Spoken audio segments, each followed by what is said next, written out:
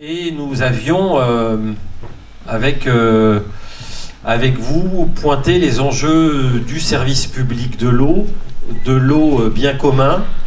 Et on s'est dit qu'en 5 ans, d'abord ça faisait longtemps qu'on ne s'était pas vu de cette manière, entre, on va le dire, collectivité locale et société civile. Cette alliance qui arrive à faire bouger des choses. D'abord parler pour nous, Grand Paris Sud. Je remercie Michel Bisson d'être présent ce soir. Parce que depuis 2018, la régie de Grand Paris Sud concerne aujourd'hui les 23 communes en matière d'eau potable. Bientôt, en tout cas à venir, d'ici la fin d'année. Alors qu'en 2018, je regarde sa directrice, il y avait 6 communes. 6 communes. Donc nous avons réussi à convaincre 17 autres de rejoindre ce mode de gestion, ce qui n'était pas gagné en 2018. Nous avons également réussi à convaincre l'ensemble des collègues à rejoindre la région en matière d'assainissement. Et là, c'est 21 communes sur 23. Les 2 autres sont dans un autre système public. Ce qui n'est pas rien. On donnera la parole aussi à Jean-Jacques Grousseau, maire d'Athis-Mons, qui va nous rejoindre, membre d'un autre établissement public qui s'appelle, l'établissement public territorial 12 Grand Orly-Seine-Bièvre, qui a vu aussi la création de régies publiques. L'une est sortie du syndicat d'Île-de-France, du CEDIF. Je donnerai également, et je le remercie d'avoir fait la traversée entre Bagnolet et la porte de Bagnolet et la sortie de numéro 7 ou 7-1 de Grigny sur l'autoroute A6, Jean-Claude Oliva, coordination aux Île-de-France, mais aussi président de la nouvelle régie Est Ensemble, qui a défrayé la chronique très positivement par la tarification progressive, mis en place pour le 1er janvier 2024, après être créé en quelle année? L'an dernier? Il y a 2 ans? En 2022. Donc voilà, que tous les ans, il y a une actualité extrêmement importante. Voilà en matière ce qui s'est passé. On s'est aussi réunis ici il y a quelques temps. Nous avons imposé à la Commission nationale du débat public de venir parler d'osmose inverse basse pression, ici, qui était le projet hyper technologique du syndicat d'Île-de-France. On a eu un débat intéressant avec les modalités du Conseil national. Dans les 5 ans qui se sont passés, nous nous sommes appropriés ce sujet de la qualité de l'eau. Je rappelle que sur Grand Paris Sud, nous avons d'abord, à l'unanimité des membres de Grand Paris Sud, refusé que cette technologie s'implante sur le territoire de Grand Paris Sud, à Savigny-le-Temple, dans l'usine d'Arvigny, propriété du CEDIF.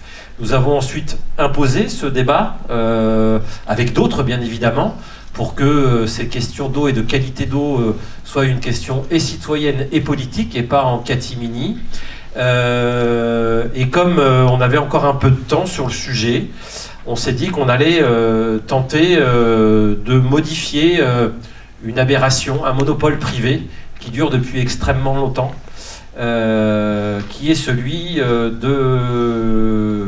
des moyens de production qui sont aujourd'hui détenus par le privé et pour lequel nous demandons la reprise en main par la puissance publique, par un outil que nous avons créé, là aussi avec l'unanimité de décision dans les départements du 77, du Val-de-Marne et de l'Essonne, pour créer ce syndicat mixte, mais Michel Bisson en parlera, je lui donnerai la parole sur cela, et notamment de faire un point de négociation où nous en sommes avec le groupe Suez, puisque nous sommes en négociation depuis plusieurs années, que bien évidemment plus ça dure en principe, plus c'est dur, on peut le dire de cette manière-là, et qu'il y a à la veille de la réunion du comité syndical de demain, certainement à changer de braquet dans des négociations avec quelqu'un qui ne veut plus négocier pour pour changer de propriété, et donc avec une baisse de tarifs, puisque je le rappelle aussi, sur la question de la production d'eau, c'est aussi à l'unanimité que Grand Paris Sud, avec plus de 70 élus, 73, 78 Ah, 83, pardon. 83 élus ont demandé que le tarif de l'eau soit acté à 45 centimes. Alors c'était il y a 2 ans maintenant, puisque nous pensons que c'est le juste prix de l'eau, là où il est aujourd'hui vendu entre 90 centimes et même 1,19 € avec le même outil de production. Donc ce combat, on sentait la nécessité de montrer ces avancées, ces points de blocage. Et vous y avez contribué. Je remercie la coordination et les amis de Cœur d'Essonne, ou plus exactement du Val d'Or, je les appelle encore comme ça, même si ils se reconnaîtront, et toutes celles et ceux dans le département qui militent pour la réappropriation des moyens de production d'eau. Je sais aussi la mobilisation sur le secteur du plateau de Saclay. 5 années qui nous a permis aussi, et je terminerai par là, de faire une nouvelle alliance avec les intercommunalités, puisque nous avons réussi à convaincre la communauté d'agglomération de Val d'Hier, Val de Seine, avec son président François Durovray, président du département de l'Essonne, Cœur d'Essonne, et puis la communauté d'agglomération du plateau de Saclay qui nous accompagne, un statut un peu différent, mais qui, grâce à la pression d'un certain nombre d'élus, mais aussi de citoyens, n'est pas complètement largué dans cette aventure de l'eau dans ce département de l'Essonne, et bien évidemment Grand Orly-Seine-Bièvre, nos amis du 94-91, ce grand établissement public qui a aussi fait le pas à nos côtés. Voilà, moi, je vais bien évidemment d'abord commencer à donner la parole à Jean-Pierre Gaillet d'Attac, qui est aussi administrateur de la régie de Grand Paris Sud, puisque dans nos modèles de gestion publique, l'un des enjeux que nous mettons sur ces questions-là, c'est l'enjeu démocratique et la participation des citoyens à travers leur association dans la gestion de nos outils pour la parfaite transparence. Et bien évidemment, on en fait un enjeu démocratique. Tu colles au menton. D'accord. Puis ça passe. D'abord, merci à tous ceux qui sont venus. Et merci aussi à tous les élus qui nous ont permis de tenir cette réunion débat ce soir. Et merci particulièrement à Philippe Rio et à ses collaborateurs qui ont mis en place cette réunion ce soir. Attac, pour ceux qui ne le savent pas, ça veut dire Association pour la taxation des transactions financières et l'action citoyenne. Et c'est évidemment au titre de l'action citoyenne qu'on a pris l'initiative d'organiser cette réunion. Il y a une douzaine d'années, on avait commencé à faire de l'action citoyenne, nous Attac, quand on a mis en place un collectif avec différentes associations, partis politiques, même syndicats, dont le but était le retour à la régie publique. Ce collectif, il avait fait un travail de 2 façons. En direction de la population, on a fait signer des pétitions. Je me souviens, sur le parvis à Évry, c'était un vrai plaisir parce que tout le monde venait signer sans le moindre problème. Dès qu'il s'agissait de s'en prendre à Suez ou à Veolia, c'est marrant, ça marchait tout seul. Et puis aussi, en direction des élus, en essayant de leur donner un maximum d'informations pour leur permettre de décider finalement d'aller vers la régie publique. Bon, ça n'a pas trop mal marché, puisqu'effectivement, c'est comme ça qu'est née la régie qui s'appelait régie de Centre-Essonne à l'époque.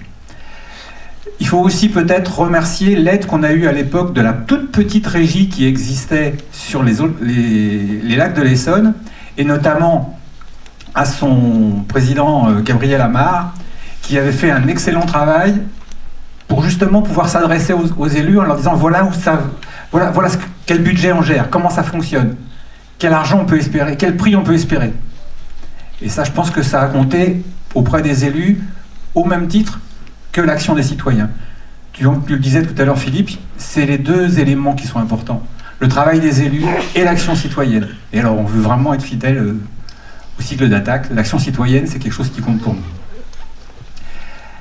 Donc, en 2013, on a eu cette première grande victoire avec la création de la régie.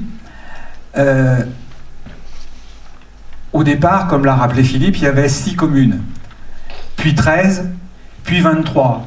Mais en fait, on en a gagné une de plus parce que les 23 correspondent à 24 initialement, parce que Évry et Courcouronnes étaient 2 communes séparées au début. Donc aujourd'hui, c'est plutôt 5 anciennes communes qui sont passées à 23. Bon, tu as aussi rappelé à quel point c'était dans l'esprit du temps en ce moment, en racontant comment les médias aujourd'hui viennent de parler par exemple de ce qui se passe dans la banlieue Est, et je pense qu'on aura plus d'informations tout à l'heure. Mais déjà, je voudrais rappeler que dans les progrès, rien que dans l'Essonne, alors qu'au départ il n'y avait que 2 régies, il y a maintenant la régie Haut-Corps-d'Essonne, la régie de Brie-sous-Forges, la régie Haut-Ouest-Essonne, la régie du Sud-Essonne, Haut en Seine-et-Bièvre et Haut de la Seine et de l'Orge. C'est pas mal quand même comme progression. Et on pourrait, je pense, faire la même chose en regardant au niveau national, parce qu'il y a de nombreuses grandes villes aussi qui ont décidé de revenir en régie. Bon, ceci dit, ça ne veut pas dire que tout est réglé, loin de là. Et il reste des enjeux absolument considérables que Philippe Riot a évoqué tout à l'heure. La question de la production d'eau potable, puisque Suez et Veolia restent encore propriétaires de nombreux, je ne sais pas comment on peut dire, usines de production d'eau, ou forages, selon le... Je ne sais pas exactement quel est le terme pour désigner l'endroit où ils prennent l'eau. Bon. La qualité de l'eau, c'est aussi important.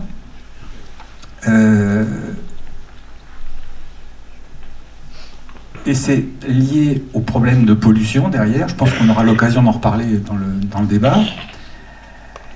L'assainissement des eaux usées, puisque là aussi, d'abord au niveau financier, c'est important, puisque ça représente la majorité de nos factures, aujourd'hui, l'assainissement. Et malheureusement, l'assainissement est encore très largement assuré par les entreprises privées. Et puis il y a quelques dossiers locaux, je pense que Philippe Riot en parlera peut-être à propos de Coca-Cola par exemple. Alors maintenant, comment est-ce qu'on peut nous faire de l'action citoyenne pour faire avancer ces dossiers? J'ai pas complètement de réponse. Mais je pense qu'il faut que tous ceux qui vont intervenir après moi, qui vont pouvoir nous donner des informations précises, aient ça dans la tête.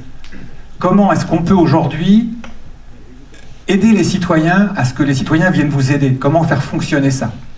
Quelles idées vous avez? Bon, par exemple, sur le problème du rachat de l'usine de production à Morsan, c'est évident qu'il ne suffit pas de faire circuler une pétition.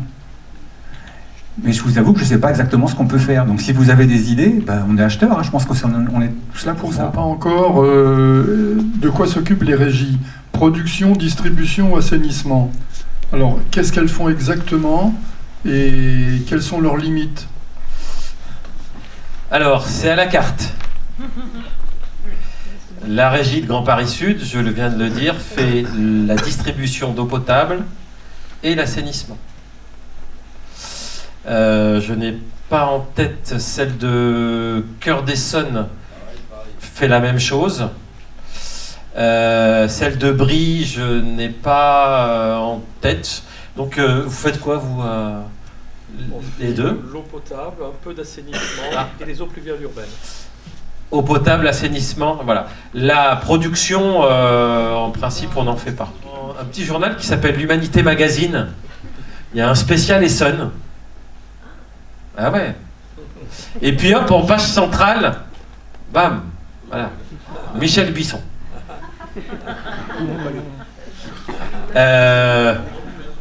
Dans l'Humanité.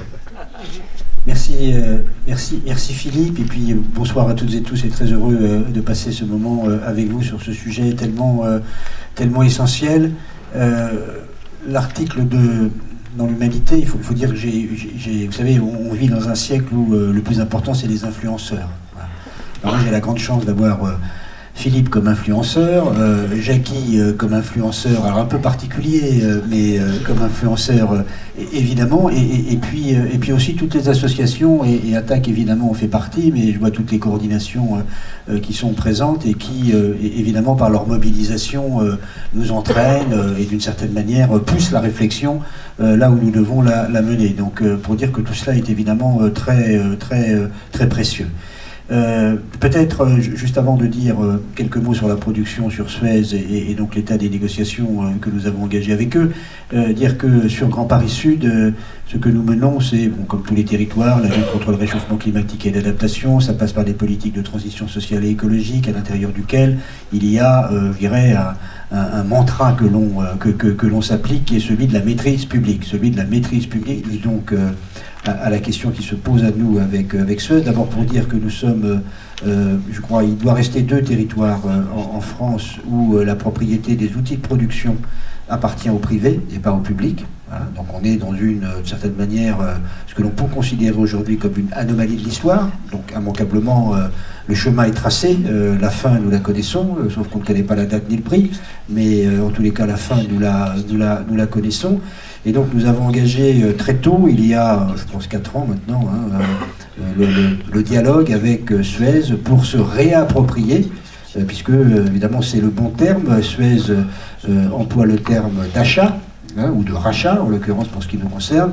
Nous employons le terme de réappropriation. Ces termes sont importants parce que derrière le terme rachat, Suez met évidemment l'eau comme un bien commercial, alors que à travers le terme de réappropriation, c'est vraiment le terme de bien commun et la conviction que nos factures d'eau, évidemment, ont déjà très massivement contribué, évidemment, au financement à la fois des réseaux, comme des réseaux structurants, comme des usines de production, sachant qu'il y en a 3 sur le réseau interconnecté sud-francilien, puisque c'est de lui dont il s'agit, réseau interconnecté sud-francilien, la plus importante sur Morsan, et puis ensuite il y a aussi Viry et puis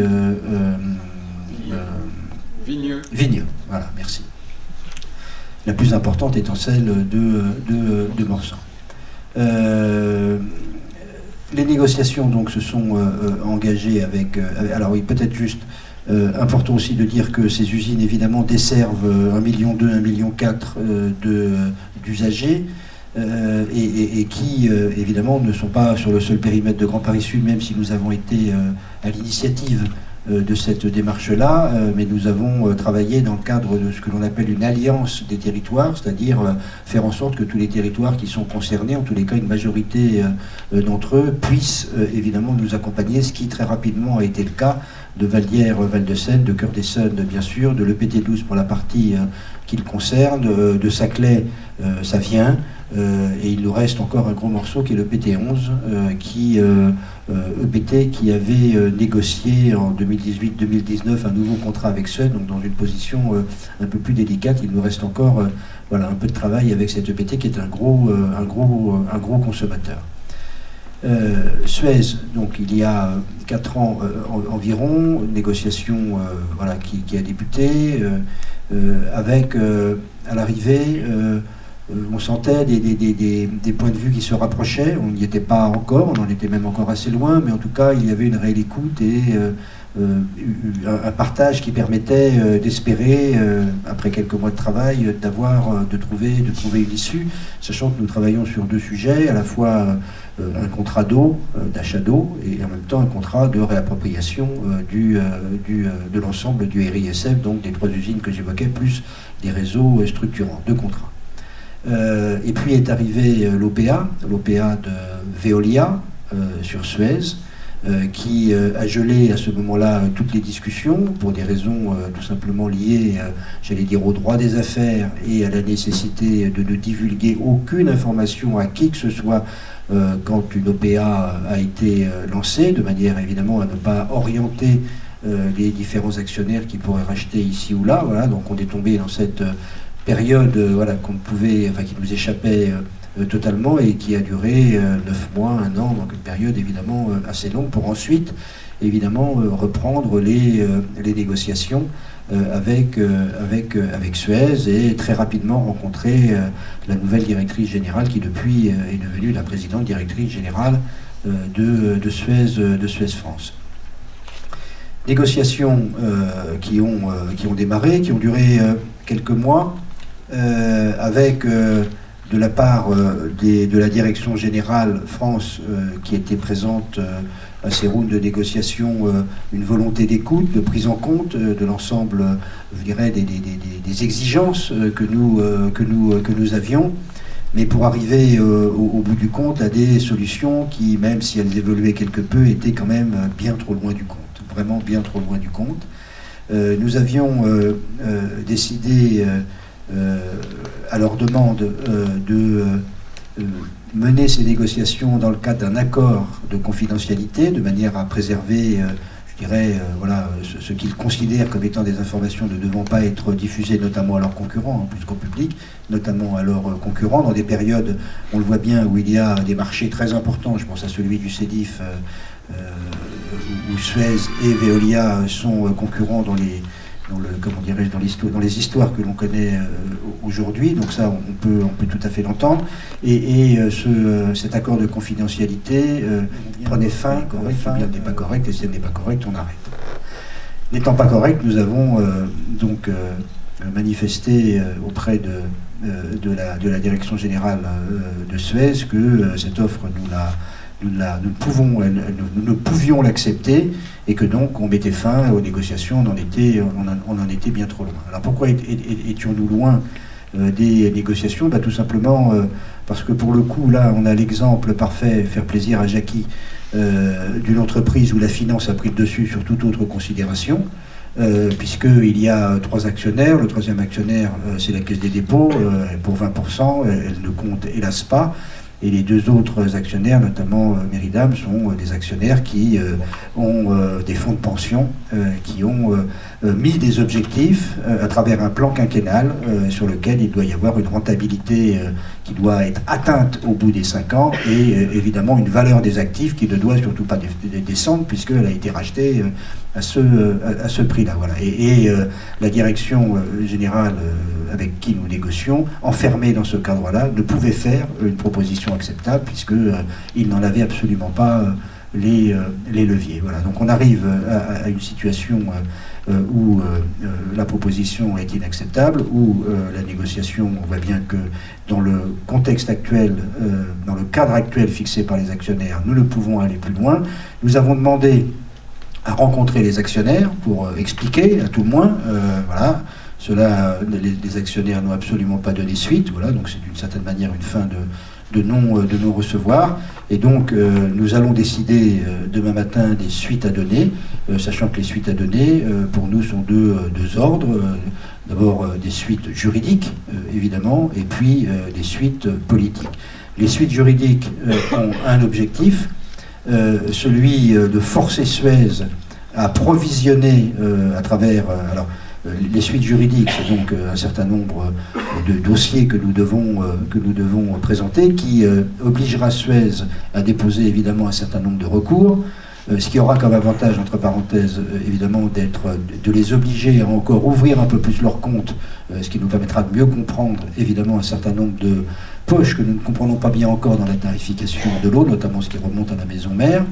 Mais ce qui va aussi les obliger, phénomène normal, de provisionner pour risque, parce qu'immanquablement, quand il y a un recours, on n'est peut-être pas sûr de gagner, mais enfin, eux non plus. Voilà. Et donc l'objectif, c'est à la fois de faire baisser la valeur des actifs, de faire baisser leur taux de rentabilité, pour qu'à un moment donné, ils se disent, peut-être intérêt à vendre dans les conditions où ils le souhaitent, parce que à ce jeu-là, on risque d'y perdre, indépendamment de la perte d'image, dans un contexte où, étant encore une fois en grande négociation avec le CEDIF, ils n'ont certainement pas intérêt à avoir une image qui soit dévalorisée. Voilà, donc c'est le chemin que nous allons prendre. La première délibération qui sera proposée demain au comité syndical qui réunit encore Alliance des territoires, l'ensemble des agglomérations et EPT que j'évoquais tout à l'heure, est une délibération qui fixera de manière unilatérale le prix de l'eau.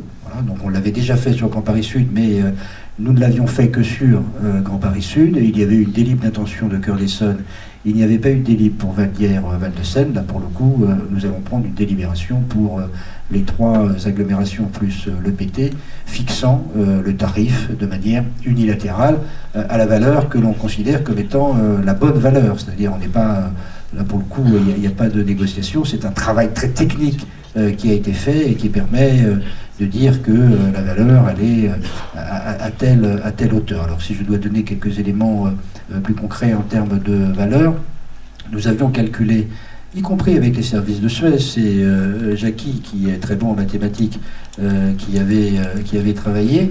En 2019, le tarif de l'eau était estimé à 0,45 €. On considère aujourd'hui que nous sommes en 2023, qu'on est en train de parler d'un tarif qui s'appliquera en 2024, soit donc 6 ans après. Il y a évidemment des phénomènes d'inflation. Il y a donc là eu aussi un travail technique très puissant qui a été fait, un travail de comparaison avec ce que font les autres syndicats de l'eau, et donc nous proposerons un 0,45 réévalué, peut-être à 0,50. Enfin bref, on reste dans la même épure. Je rappelle qu'aujourd'hui, Philippe l'a très bien évoqué tout à l'heure, les prix de l'eau qui sont proposés aux trois agglomérations et à l'EPT varient entre 0,84, 0,85 et 1,19 €. On voit bien qu'on a des marges, et avec des explications quasi impossibles. Pourquoi un tel différentiel de tarifs? Donc on voit bien qu'il y a évidemment des contrats qui ne sont pas justes. Voilà, des contrats qui ne sont pas justes. Donc ça, c'est la première action que nous allons engager, et en même temps, sur le plan politique, mobilisation de la centaine de maires qui sont concernés directement par ce sujet-là, parce que c'est vrai qu'on en parle beaucoup entre nous, beaucoup au niveau du syndicat, mais il nous faut informer ce que nous faisons, mais remobiliser l'ensemble des maires, et puis nous allons aussi mobiliser l'ensemble des parlementaires, alors à la fois les parlementaires, sénateurs, députés, ceux qui sont des locaux de l'État, si on peut dire, donc directement concernés, mais aussi bien évidemment toutes celles et tous ceux parlementaires qui au niveau national traitent du sujet de l'eau de manière à pouvoir les embarquer, et compte tenu, je pense, de la sensibilité extrême du sujet, encore plus cette année que les années précédentes, et allant évidemment comme considérant l'eau comme un bien commun, je pense que nous aurons des échos favorables. Voilà la première étape qui sera proposée demain, et nous en préparons évidemment d'autres. Et je pense que sur les autres étapes que nous préparons, nous aurons évidemment besoin de la puissance citoyenne pour appuyer le mouvement. Ça a été dit et redit, les questions de l'eau sont pas faciles d'accès pour les habitants, pour les usagers, d'autant qu'on a dans notre secteur, alors Grand Paris Sud et Cœur d'Essonne majoritairement, des usagers qui ne voient même pas la couleur de la facture d'eau, puisqu'il s'agit d'habitants de collectifs dont le coût de l'eau se perd dans les charges mensuelles, avec ou pas de compteurs divisionnaires, et que ça facilite pas, c'est encore plus compliqué dans ce cas-là de suivre les choses. Pour autant, et c'est en ce sens-là que pour nous, il y a une opportunité dès à présent d'envisager sur cette question, et ici et maintenant, une articulation entre une alerte et une mobilisation des habitants et un travail des institutions au niveau du syndicat mixte ou des intercommunalités. Il y a 3 points. Il y a d'abord effectivement le fait que la question de l'eau et la nécessité qu'elle soit de la responsabilité collective, elle a quand même grimpé très largement depuis quelques années, entre les questions de sécheresse, d'inondation, les problèmes de micropolluants, etc. Il y a vraiment une mise de l'eau au centre du débat public, et avec une conviction générale des habitants qu'une approche marchande était complètement HS, hors service, pour traiter ces questions-là. Donc là, les habitants sont disponibles pour s'en occuper, de notre point de vue, à condition effectivement d'avoir les cartes en main. L'autre élément effectivement qui intéresse effectivement les habitants, c'est ce qui a été évoqué. Dans le sud francilien, on a eu donc pendant très longtemps le sinistre privilège d'être une des rares régions en France où les outils de production n'appartenaient pas aux collectivités. Le monsieur parlait des DSP. Ce qui se passait dans la majorité des villes de province, c'est qu'effectivement, les collectivités ont pu, pendant des décennies, donner les clés des usines, des tuyaux, et effectivement de la distribution de l'eau, mais en gardant quand même juridiquement la propriété des usines. C'est ce dont se targue par exemple le CEDIF dans la petite couronne pour nous faire croire qu'ils sont à armes égales avec Veolia, auquel ils reconduisent la même DSP depuis 100 ans. Voilà. Donc là, il y a effectivement le fait que dans le sud francilien, on est passé d'une situation vraiment des derniers de la classe au niveau de la subordination des collectivités à l'égard des multinationales à un mouvement qui est quand même significatif, Jean-Pierre l'a rappelé, de création de régie qui est quand même significatif en termes de centaines de milliers d'habitants, en termes y compris d'élus de tous bords politiques, pour lesquels effectivement cette idée de la maîtrise donc s'impose sur un bien aussi essentiel, aussi vital, aussi quotidien que l'eau, quoi. Et donc là aussi, il y a moyen, de ce point de vue-là, de considérer que tous les habitants peuvent donner leur mot. Après, effectivement, il y a pour nous, alors là, on sait bien, puisqu'on a déjà eu des échanges entre élus et usagers, qu'on ne sera pas tous d'accord, mais pour nous, justement, l'impasse dans lequel est aujourd'hui le syndicat mixte, alors même que nous-mêmes, on en espérait beaucoup du fait justement de la solidarité entre collectivités pour améliorer le rapport de force à l'égard de Suez, eh ben, les résultats au bout de 10 mois ne sont pas au rendez-vous, ça a été rappelé. Non seulement il y a blocage, mais il y a même recul, effectivement, de la part de Suez par rapport à quelques ouvertures qui étaient encore à vérifier dans les discussions avec les collectivités, mais effectivement avec notamment ce qui est lourd, et qui veut dire que là on est maintenant dans quelque chose où il n'y a plus de négociation du tout possible, c'est que Suez a dit « Ah mais vous nous avez mal compris, pour nous il n'a jamais été question de réappropriation publique des usines et du réseau, même au prix fort. Nous, tout ce qu'on veut bien discuter, c'est de la cession d'actifs, c'est-à-dire la cession d'actifs aux collectivités, c'est-à-dire d'inviter les collectivités à rentrer dans une logique d'actionnaire, une logique capitalistique qui est complètement à l'opposé donc de l'objet du syndicat mixte. Donc le résultat, le constat qu'on a, effectivement, il y a sans doute les histoires de l'OPA, de Veolia, qui fait que Suez a quand même un périmètre beaucoup plus rabougri aujourd'hui qu'il y a 3-4 ans, et du coup forcément la poule aux œufs d'or que représente pour le Suez de 2023 le pactole du sud francilien, avec de l'eau qui sort des usines à 30 centimes et qu'on arrive à vendre, ça a été rappelé, dernier chiffre, 1,19 sur Cœur d'Essonne, c'est sûr qu'ils ne le lâcheront pas spontanément. Et nous, de notre point de vue, effectivement, le constat, c'est que Suez, y compris l'acceptation par les collectivités de la clause de confidentialité, tout ça, et ben dans leur logique, ils interprètent plutôt ça comme un aveu de faiblesse que comme une volonté de discussion constructive. Et pour nous, effectivement, plutôt ça sera une affaire des élus et des usagers, plutôt on pourra espérer qu'un rapport de force permette de faire fléchir Suez, qui ne le fera en aucune manière de bonne grâce pour nous. Certains le craignaient parmi d'autres espéraient peut-être que l'évolution des idées dans ce pays aboutisse à ce que Suez soit plus conciliant. Ben, l'expérience, en tout cas, nous montre que non. Et il y a vraiment importance. Suez a adopté, il y a 1 an de ça, un programme d'orientation pour 5 ans au niveau de son rendement et de ses profits. Il s'est engagé sur un taux de rendement au niveau de ses profits sur 5 ans à l'égard de ses actionnaires je crois, je ne sais plus les chiffres, mais on est à 8 ou 9%.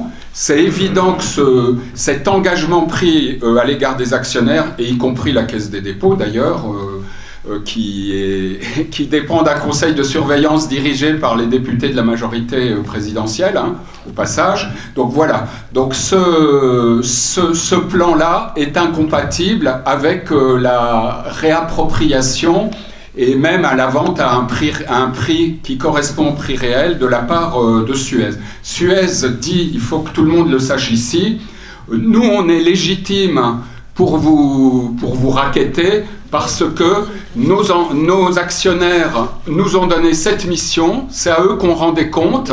Les habitants, les élus ne connaissent pas, et donc on est fidèle à l'engagement pris à l'égard de nos actionnaires, et nous, ce qu'on demande, c'est que les élus qui ont la légitimité démocratique, alors certes, c'est pas facile, quand on est pour le syndicat mixte au 4e échelon de la démocratie, hein, les communes qui sont dans des établissements publics qui eux-mêmes créent un syndicat mixte, c'est tout cette bureaucratie administrative qui fait que les habitants sont largués. Pour autant, la légitimité, à condition que les élus s'appuient sur ce qui est beaucoup plus légitime que des actionnaires, mais qui sont les habitants pour lesquels ils doivent défendre l'intérêt général, et ben s'ils se mobilisent et si on fait appel à eux, et nous on a des propositions, pour qu'y compris la saisine de l'autorité de la concurrence, ce soit une forme d'action de groupe et pas une bataille simplement d'avocats à huis clos au niveau de certaines collectivités. On a toute une série effectivement d'options. Nous faisons le pari que si on organise un sondage auprès des usagers pour dire, y compris là où les délégations, les contrats avec Suez ne sont pas terminés. Bon, on a la malchance, nous, dans Cœur d'Essonne, qu'au moment où tous nos élus votaient à l'unanimité une intention de payer l'eau à 45 centimes, les dirigeants de la régie, bon, il y avait des histoires de règlement de compte qui expliquent peut-être cela, mais on laissait passer la possibilité de résilier en 2022, le même mois où donc les conventions étaient passées à 45. Donc voilà, c'est vrai qu'on est plutôt prêt à assumer et à défendre une démarche d'élus, y compris d'aller au contentieux à l'égard de Suez, parce qu'il y a effectivement la légalité des multinationales, la légalité du siècle dernier, mais la légitimité, elle est que l'eau ne doit pas servir à faire du business, et nous on est prêts, et je suis sûr que si on demande aux habitants s'ils sont prêts à prendre le risque d'un contentieux pour une application d'une baisse unilatérale du prix de l'eau, la très très large majorité des habitants soutiendront une démarche d'élus, y compris là où les conventions ne sont pas terminées. Voilà, donc c'est pour ça que nous on souhaitait qu'il y ait éventuellement une proposition à la suite de cette réunion. Elle est très claire. L'action de groupe à partir de citoyens. Madame. Bonjour, je suis Christine Maupas, je suis conseillère municipale à Palaiseau dans l'opposition. Non, dans l'alternative, madame, on dit. Voilà, exactement. Dans les minorités, on peut dire aussi ça. Mais à Palaiseau, donc, nous avons un maire, Grégoire Delastéry, qui est également président de l'AGLO et qui est également vice-président du CEDIF, et qui entretient un secret total sur ce qui se passe tant au niveau du CEDIF qu'au niveau de Suez pour la partie de la communauté d'Aglo de Paris-Saclay qui est avec Suez. Donc moi, ça m'intéresse de savoir qu'est-ce qui va se passer. Vous avez commencé à en parler, Monsieur Bisson, avec Suez. Qu'est-ce qui se passe au niveau de la communauté Paris-Saclay? Une bonne question. On va continuer, mais je ne voudrais pas oublier la question de monsieur sur la délégation de services publics. Par exemple, à la régie de Grand Paris Sud, en matière de distribution, il n'y a plus de délégation de services publics, puisqu'on a repris en régie. Donc on a mis fin à ça. Et ce qui était très intéressant, c'est quand on a mis fin à ça, on a beaucoup étudié, et on a vu qu'on s'est bien fait gruger pendant des années. Et qu'en fait, le monopole était terrible, parce qu'il était sur la production de l'eau, sur la distribution et sur l'assainissement. Ils avaient tout, de A à Z. Et donc, aujourd'hui, la maîtrise publique, ça permet une réappropriation, de comprendre un peu mieux ce qui se passe, de faire la transparence, et tous ceux qui ont l'expérience, et je donnerai la parole à Jean-Claude Oliva tout à l'heure, ça nous permet de travailler à un autre type de tarification. On a tous nos expériences, chacun a fait ses choix, un peu différents. Certains ont plutôt favorisé les travaux à faire, d'autres ont baissé les tarifs, d'autres ont réussi à baisser les tarifs et en même temps à faire des travaux, d'autres ont fait de la tarification progressive. Donc on a tous eu comme conséquence une baisse des tarifs en fait. Mais c'est ce qui a été dit, je fais le lien avec l'intervention de M. Grandjean. L'embrouille ou le hold-up, c'est que voilà, entre les 0,50 que Michel Bisson a annoncé et le tarif pratiqué aujourd'hui, les 40 centimes entre les 0,50 et 0,90, voire même le double pour les 1,19, c'est de l'argent qui va dans les poches des actionnaires. Et c'est ça où on dit, ça doit s'arrêter, parce qu'il s'agit de l'eau, d'un bien commun extrêmement important. J'ai l'habitude de dire, c'est pas un ordinateur, c'est pas un t-shirt, c'est pas un pantalon. Et donc, c'est ce modèle-là que nous remettons en cause aujourd'hui et qui effectivement demande à ce que l'action politique et citoyenne monte d'un cran et bien évidemment que le juridique se mette au service de cette vision politique et citoyenne que nous défendons. Et que cette nouvelle alliance que nous constituons entre des élus locaux, mais je rappelle qu'on est aussi des citoyens et qu'on habite dans nos villes, et qu'on est aussi consommateurs d'eau, donc des usagers d'un service public. Et effectivement, imaginez 40 centimes sur un mètre cube. Moi, sur Plateau de Saclay, j'ai pas... Je sais pas, Michel, tu veux dire quelque chose? Puis après, je vais... L'agglomération Paris-Saclay participe à l'ensemble de nos instances, même s'il ne vote pas. Il participe à la totalité des rounds de négociation que nous avons eues avec Suez. Ils souhaitaient y être, nous les avons évidemment invités, ils étaient présents. Et ils contribuent financièrement, même s'ils n'en sont pas membres officiels aujourd'hui, au fonctionnement du syndicat. Ils y contribuent financièrement, ça que j'entends. Hein. Donc chaque agglomération verse tous les ans quelques dizaines de milliers d'euros. Saclay fait de même. Donc ils sont partie prenante, mais n'ont pas encore franchi le pas. Il faut dire que Saclay, il y a moitié Cédif, moitié Suez, enfin pas tout à fait, mais enfin voilà, il y a 5 et 22. 5 et 22, voilà, oui, donc oui, c'est pas très équilibré ça. Voilà. Bon, donc on attend évidemment avec impatience que Saclay rentre plein et entier ou pleine et entière au sein de ce syndicat. Voilà, donc voilà, ils sont présents, mais pas encore membres. Jean-Claude Oliva, directeur de la coordination Eau Île-de-France, et je le disais tout à l'heure, président de la régie. Parce que ça va faire le lien avec la dernière intervention de M. Grandjean, comment, dans les périodes dans lesquelles nous sommes, l'action citoyenne permet d'abord souvent d'éclairer, d'alerter, et puis de mobiliser pour changer de système. Ça, le sujet. Jean-Claude, comment la coordination Eau Île-de-France, sur la dernière période, qui a vu beaucoup d'évolutions majeures en région Île-de-France, a joué ce rôle tantôt d'éclaireur, tantôt d'accompagnateur, tantôt de participant à faire en sorte que l'eau soit véritablement un bien public avec des exemples concrets. On peut parler de la bataille sur la sortie du Cédif d'un certain nombre de territoires. Et puis, si tu peux nous dire un mot sur la tarification progressive que vous avez décidé de mettre dans votre régie d'Est Ensemble, avec la place des citoyens dedans. Merci Philippe, bonsoir à toutes et à tous. D'abord, commençons par la place des citoyens et ce que les citoyens peuvent faire. Moi, je dirais qu'avant de dire comment, enfin ce qu'ils peuvent faire, il faut se dire pourquoi.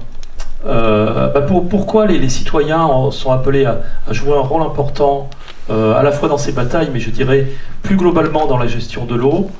D'abord parce qu'ils ont une légitimité politique pour le faire. C'est ce que rappelait Jean-Pierre Gaillet tout à l'heure dans son introduction.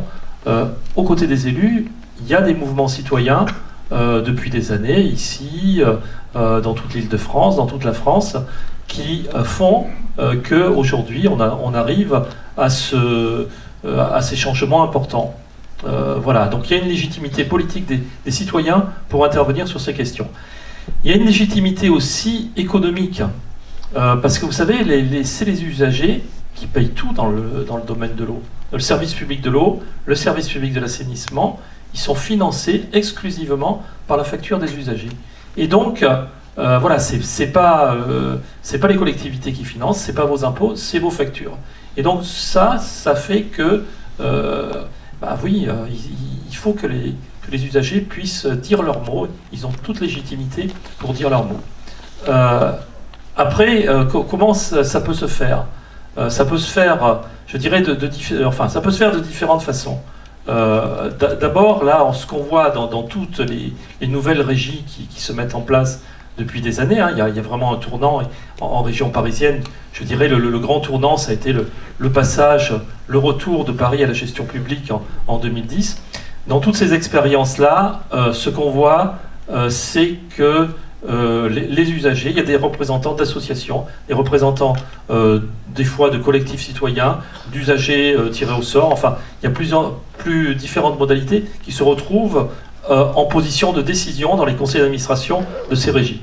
Donc ça c'est un phénomène nouveau, c'est important, donc il y a des usagers qui se retrouvent au cœur de l'institution. Nous c'est le cas à Est Ensemble au conseil d'administration, il y a 21 élus représentants du territoire. Et il y a 8 personnes qui sont de la société civile, associations, citoyens tirés au sort, personnalités qualifiées, enfin, société civile dans sa diversité. Donc ça, c'est une forme je dirais, de participation des usagers qui est importante. Je pense qu'il faut aller au-delà. C'est-à-dire, voilà, on est tous depuis des années à dire la gestion publique, dimension citoyenne, patati patata, on est tous convaincus. Aujourd'hui, il est temps qu'on fasse des expériences pour aller bien au-delà de ça. Et donc, on essaye, on expérimente. Donc, j'en citerai 2.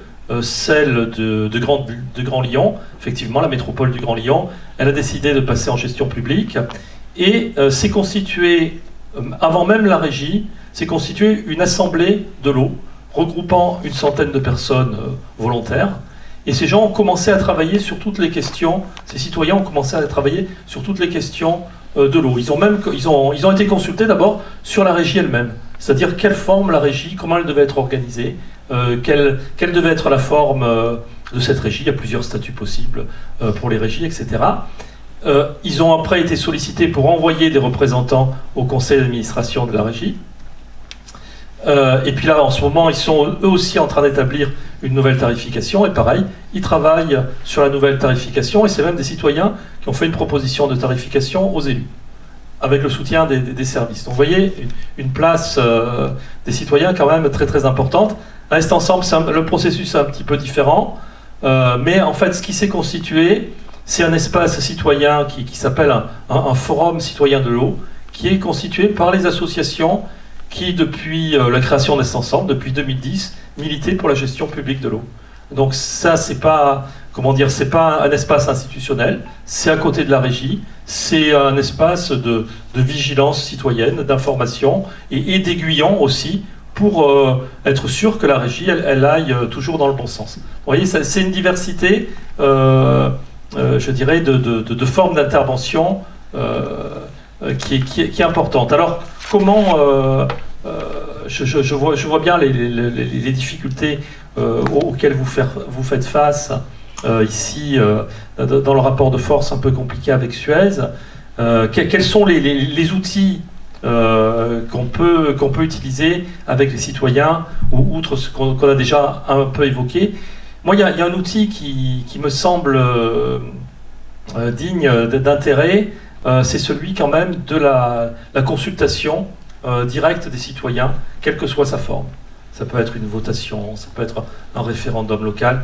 Quand même, on a l'expérience ces dernières années que dans plusieurs cas, ça a été le cas à Est Ensemble. Est Ensemble, en fait, on a décidé dès 2018 de ne pas retourner au CEDIF. Voilà, on était sorti du CEDIF sur une histoire de changement de compétences avec la réforme territoriale. Mais bon, on était un peu dans une zone tampon, quoi. Voilà, 2018, 2019, il y avait une convention avec le CEDIF, on continuait comme ça, on ne prenait pas la décision d'aller plus loin. Ce qui a un peu boosté les choses, c'est qu'en 2019, il y a eu une votation citoyenne avant les élections municipales dans plusieurs des villes, et là, les citoyens se sont exprimés massivement en faveur du passage en régie. Et résultat, en 2020, avec la majorité qui est arrivée à ce moment-là, le passage en régie, c'est fait, a pris encore un peu de temps, mais c'est fait assez rapidement. Mais il y a eu des expériences aussi ici, dans votre dans votre territoire. J'ai le souvenir d'une carte T. Alors, Pascal me dira si mon souvenir est précis ou pas, mais autour de 2015, qui a fait que Cœur d'Essonne, qui était parti sur un renouvellement de contrat avec Veolia, finalement a changé son fusil d'épaule et est parti dans l'aventure de la régie. Donc voilà, moi je crois qu'une... Il y a eu également à Grigny-Véry sur la création de la régie des lacs de l'Essonne. Je me souviens avoir fait faire une votation citoyenne. Là, ils s'en souviennent. Donc voilà, pour moi, ça c'est un outil extrêmement précieux et extrêmement puissant. Alors après, c'est à vous de voir sur quel périmètre. Est-ce que c'est sur l'histoire d'une usine? Est-ce que c'est sur l'histoire des tarifs? Est-ce que ça doit être organisé à l'échelle d'une agglo? Est-ce que c'est une carte T? Est-ce qu'on fait... Enfin, voilà, Grand Tour Seine-Bièvre l'a fait aussi, je ne sais plus quand, de 2020 peut-être, ou enfin, ces dernières années. Ou 2021.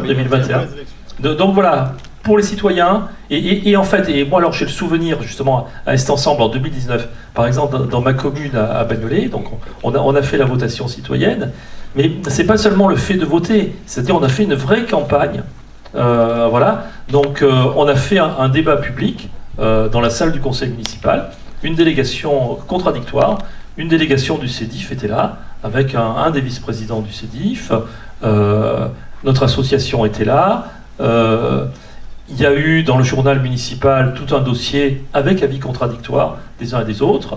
Le CEDIF s'est payé des pleines pages dans le Parisien. Enfin voilà, il y a eu une vraie expression. Enfin voilà, c'est pas seulement le moment du vote, c'est tout ce que permet une campagne électorale, l'information, le débat. Voilà, c'est jouer cette carte-là. Je pense qu'elle peut être très forte et vous permettre de gagner. Alors un petit mot sur les tarifs. Effectivement, les tarifs, c'est une question très importante. C'est souvent la première entrée en fait qu'on a, je dirais la plus populaire dans le domaine de l'eau. Les gens viennent sur cette question des tarifs, interrogent à juste titre des tarifs qui sont souvent trop élevés, que ce soit avec le CEDIF ou ici avec Suez, avec Eau du Sud parisien. Et donc c'est un des premiers, je dirais, une des premières raisons, une des premières motivations pour s'engager dans la bataille de la gestion publique. Et bien entendu, c'est normal que quand on passe en gestion publique, une première décision des régies, ça soit de changer de tarif et de fournir une eau moins chère pour les usagers. Et effectivement, c'est ce qui se passe. Alors, c'est ce qui s'est passé au Haut-de-Paris. Hein. Vous voyez, quand ils sont passés en régie en 2010, ils ont baissé les tarifs, ils ont fait plus d'investissements, ils se sont retrouvés la première année avec un excédent budgétaire. Nous à Est Ensemble, je ne sais pas si on se retrouvera avec un excédent budgétaire, mais on a baissé les tarifs pour tous les usagers domestiques et on va investir aussi davantage que ce que faisait le CEDIF dans le renouvellement de nos réseaux. Alors que quand je dis ça aux habitants d'Est Ensemble, il y a toujours un pour me dire mais comment c'est possible, vous baissez le tarif de l'eau pour tout le monde, on va avoir moins de recettes et vous investissez plus ou comment ce miracle est-il possible? Ce miracle, il est possible tout simplement parce que on est sorti du système Veolia-CEDIF et donc on touche à la rente de Veolia, tout simplement. Quand on est au CEDIF, Veolia est rémunéré à hauteur de 9% des recettes en eau, c'est-à-dire de l'ensemble des factures d'eau. Et c'est pas tout, c'est-à-dire qu'il y a ces 9%, alors ça rejoint la question du monsieur tout à l'heure sur la DSP, il y a ces 9% qui sont sur le contrat de DSP, mais le CEDIF fait des choses hors contrat de DSP. Et pour faire certains travaux qui sont hors contrat, il fait appel à la même société, c'est-à-dire à Veolia. C'est-à-dire qu'en plus des 23 millions dernière fois que Veolia a touché au titre de sa rémunération, d'autres filiales de Veolia ont touché aussi des dizaines de millions d'euros parce que le CEDIF leur a fait faire des travaux. Donc si on peut faire ça, tout simplement, c'est parce que on s'en prend très clairement à la rente de ces entreprises. Un autre élément important aussi, c'est que c'est la première fois, enfin pour nous Reste Ensemble, mais enfin les autres c'est pareil, c'est la première fois qu'on discute, je dirais, entre élus de notre territoire, des tarifs de l'eau, à la fois de leur montant, mais à la fois de leur structure. Ça s'est jamais passé au CEDIF. Au CEDIF, il n'y a jamais eu aucune discussion sur comment est construite la tarification de l'eau. Donc c'est aussi, je dirais, d'un point de vue démocratique, c'est aussi un élément important. Alors très rapidement sur notre tarification, effectivement, on a décidé plusieurs choses. La première, c'est qu'il n'y a plus d'abonnement pour les usagers à titre individuel. L'abonnement, il pénalise lourdement ceux qui consomment le moins. Les personnes seules, les familles monoparentales, et à Est Ensemble, en fait, on en a beaucoup quand on regarde la démographie de notre territoire. Deuxième chose, on donne 10 mètres cubes par foyer et par an gratuit. C'est ce qui correspond à l'eau vitale. L'eau vitale, c'est-à-dire l'eau pour la boisson et l'eau pour la cuisine, pour une famille, pour un foyer de 6 personnes. Pour moi, au-delà de ça, du geste qui va dans le sens de la reconnaissance du droit humain à l'eau, c'est important d'avoir des formes de gratuité.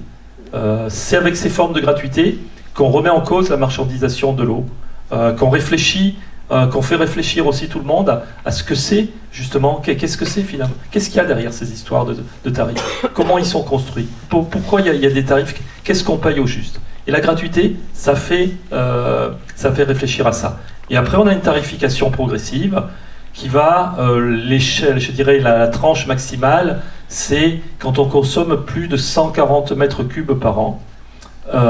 Ceci dit, quand on consomme aujourd'hui, quand on consommera en 2024 plus de 140 mètres cubes par an, il y a un tarif pour l'eau qui est à 1,54 € le mètre cube.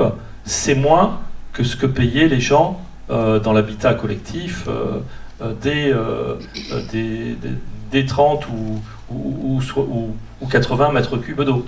Donc en fait, tout le monde, de toute façon, va avoir une eau moins chère, et c'est possible, encore une fois, par le passage en régie. Je poserais bien la question. Donc Jean-Pierre disait qu'ils avaient commencé par convaincre les élus. Apparemment, avant, ils n'étaient pas convaincus de ça. Donc j'aimerais bien savoir qu'est-ce qui a fait basculer les élus pour repasser en régie publique.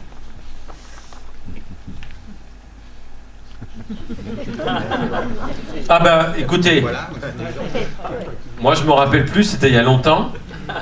Jean-Claude, il est né dedans. Michel Bisson, maintenant... on se demande pourquoi on ne l'avait pas fait avant. Mais on va donner la parole à Jean-Jacques, parce que lui, il est encore sous la mainmise. Alors, il est sous le territoire du CEDIF, mais il va le dire. Et pourquoi il a un intérêt à passer en régie publique? Bon, bonsoir à tous. Merci Philippe. Tout d'abord, je voudrais remercier Attac de l'organisation de ce débat. Et c'est bien parfois de confronter des expériences territoriales, départementales et au-delà. Francilienne.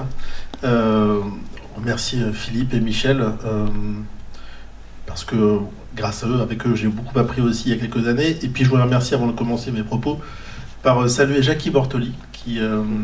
Non mais je le dis parce que Jackie perturbe, Jackie dérange, Jackie agace parfois, mais je me rappelle de longs débats qu'on a eu ensemble il y a quelques années, et il a eu la conviction...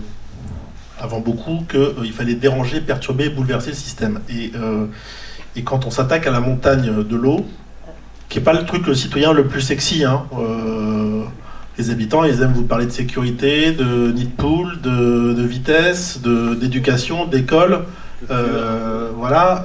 Mais l'eau, c'est pas le truc qui vient en premier dans les réunions publiques. Et donc, il a été précurseur avec d'autres, mais... à une époque où c'était pas très majoritaire. Donc je tiens à le saluer parce qu'avec lui j'ai beaucoup appris. Moi je suis un peu un petit minot donc, dans l'histoire, pas en termes d'âge, je vous rassure, je ne fais pas de l'agisme, mais parce que je suis dans la position dans laquelle sont la plupart des élus que vous avez évoqués jusqu'à présent, mais 5, 6, 10 ans plus tôt. Et donc je vais aussi vous parler de mon petit combat qu'on mène à Dismons.